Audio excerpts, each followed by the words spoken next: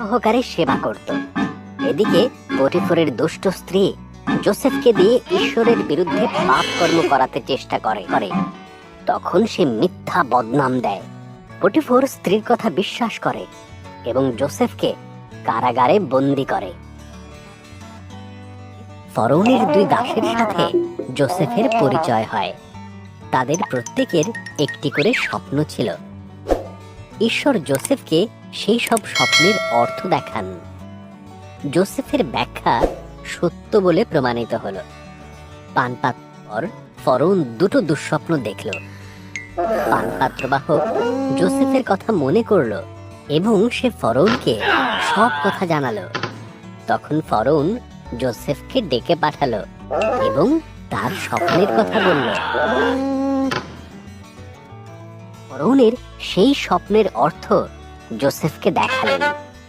Joseph বলল, 7 বছর প্রচুর শস্য উৎপাদন হবে, তাই প্রচুর শস্য মজুত করে রাখতে হবে, কারণ তার পরের 7 বছর দুর্ভিক্ষ হবে। তো ফরৌনকে মুগ্ধ করল। সুতরাং সে যোসেফকে সমস্ত খাদ্যশস্য মজুত করার দায়িত্ব দিল। ফরৌন ছাড়া সেই সময় যোসেফের থেকে ক্ষমতাবান আর কেউ ছিল না। ভাইয়েরা খাদ্যশস্য কেনার জন্য মিশরে গিয়েছিল।